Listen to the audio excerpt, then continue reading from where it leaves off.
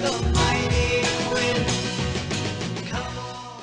Hey, welcome to Half the Battle. We're back to the regular comic series this week with issue 64, Cold Snap, and one of the greatest covers of the entire series.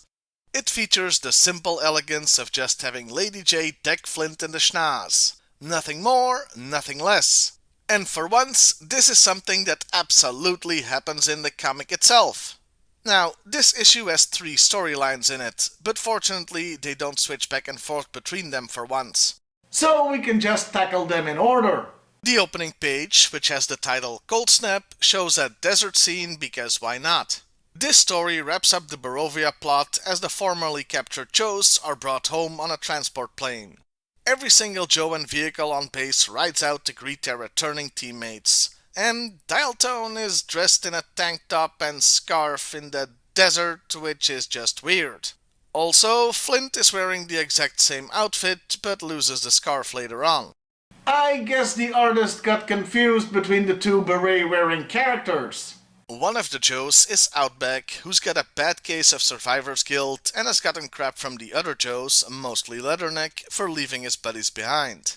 He keeps his distance as Stalker, Snowjob and Quick Kick emerge from the plane. Stalker hasn't lost his sense of humor, asking after seeing the long faces if Nixon is president again, and they meet all their fellow Joes. Well, except Outback, who apologizes for leaving them behind. They straighten him out, saying they were glad he could tell the others what went down, and it's not like he could have carried the 3 out of there. Also, the other Joes wouldn't hold it against him, which gets some embarrassed looks from a few of them, even Hawk. And yes, I had to double check to see if that was Hawk and not Duke. Damn, they do look similar, don't they? Also coming out of the plane are Scarlet and Snake Eyes, who would be in deep trouble, but Psych Out explains they probably weren't in their right mind because reasons, but they seem fine now, so hooray, no consequences. Well, almost no consequences, as Flint is pissed they didn't let them in on the plan, leading to Lady J punching him in just a single small panel. I mean, come on, it was on the cover. It should have been bigger on the inside too. That's not a Doctor Who reference. She explains she didn't tell them because they didn't want them to be implicated because they care about him just like she does, and they embrace. Also, Cross Country likes to watch. That wraps up the story regarding Barovia. A fictional country they made up for the comic to be vaguely Eastern European. Glad that's over. So now we switch to a fictional country they made up for the comic that's vaguely Scandinavian.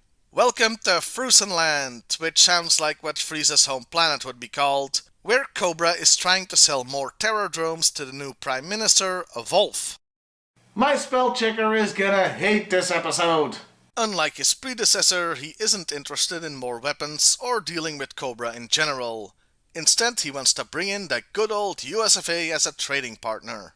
In a last-ditch effort, the Baroness asks if he doesn't need more Cobra weapons to deal with internal threats like disaffected minorities. But he says there aren't any problems there. After he leaves, she basically goes, well, we'll see about that. And indeed they do. As they put on protective headphones and commence Operation Terrordrome, sending out a signal to all those spread around the area. They in turn send out sound waves that have a certain effect on the population. Basically, it turns them all into assholes, and riots break out for the pettiest of reasons. The bad guys break out pink champagne, I guess, and I'd pay real money to see Cobra Commander actually try to drink that. And they raise a toast to Quinn the Eskimo! One more time! You'll not see nothing like the mighty wind. This follows up a plot from way back in issue frickin' 2, where Quinn stole the Russian plans for an ultra-low frequency transmitter that induced fear and paranoia. Cobra is now using that tech to sow chaos so they can sell more arms to the government. We sort of fade from that story to the third and last one of the issue, as Storm Shadow, Jinx, Billy and the Blind Master are seeing those events unfold on TV. Well, the Blind Master isn't, but you know what I mean. Since they're all distracted, Jinx gets her purse snatched by, a purse snatcher. Really? 4 ninjas not paying attention like that? I feel like I could beat Jinx by telling her shoelaces are untied.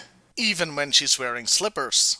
The blind master throws his cane and stops him, but they tell the cop that valiantly showed up after everything was safe that it was just an accident, and come on, could a blind guy really do all that?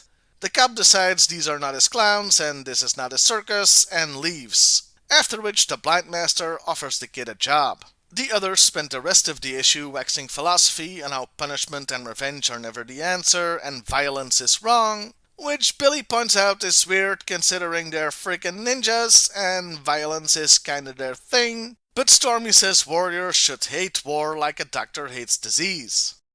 Yeah, tell that to the Klingons.